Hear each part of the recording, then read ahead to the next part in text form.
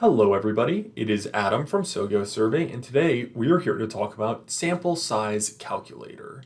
So without further ado, let's dive right into it. Want to know what your customers think about your brand? Want to create engaging marketing content and enhance customer experience? The more you know about customer psychographics and behavioral drivers, the better off you'll be. Although that doesn't require talking to every single customer. For example, suppose a business-to-business supplier has one mega-sized client that makes up a huge segment of its market.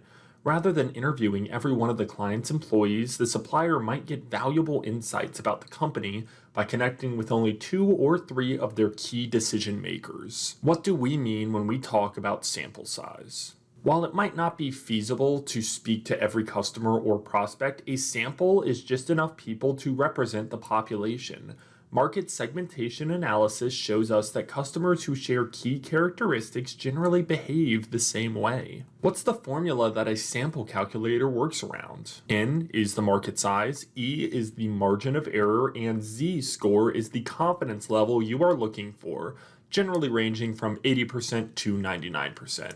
How to calculate ideal sample size. Define your target market. The first thing you need to know is your target market size. In B2C marketing, N may include thousands of people or even hundreds of thousands. For example, let's say your key market is Hispanic females ages 18 to 35. Looking at this group by location, cities like Miami, Philadelphia, and NYC creates reduced but still significant populations. Define your confidence level. When you share sample results with your marketing team, be clear on how confident you are with their implications. If these results are used to drive decisions and motivate team members, the results need to be as reliable as possible. If you surveyed every single person, you'd have 100% confidence. But as a responsible marketer, consider all variables until you get down to a sample size that you can afford to survey and reflects a margin of error you can address with agility if it impacts performance. Sample sizes in different situations. High confidence, strongly representative samples with minimal error margin are most common when surveying employees. In most cases, small samples work well. SMB can get to grips with emotions and thoughts reliably by speaking to only a handful of employees. Do statistically significant sample sizes matter? In some instances, even if a sample size calculator tells you results are not statistically significant, survey sampling can still deliver relevant information. HR and employee satisfaction pulse surveys. The more employees who respond to the survey, the better it gets. However, whatever input you derive from the feedback is valuable. Consider the statistical significance important as a 5 out of 10, moderate. Customer satisfaction surveys. Relying on more extensive samples than HR surveys, but at the same time, whatever emotions you define around the brand, even with a small sample, can be helpful.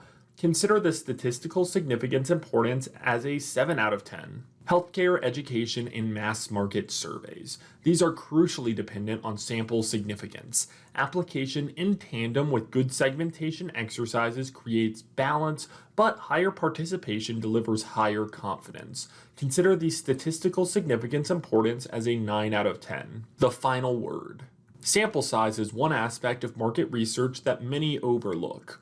Work with a trusted partner and a sample size calculator to establish the right mix of variables to provide data you can use. Better data informs better decisions. Calculate your next move carefully. If you want to learn more, we have the full blog on our website, or you can watch some more of our YouTube videos or tune in to some of our podcasts. Follow us on LinkedIn, Facebook, Twitter, Instagram, and subscribe to us on YouTube. Thank you so much for watching this episode, and I hope you have a wonderful week.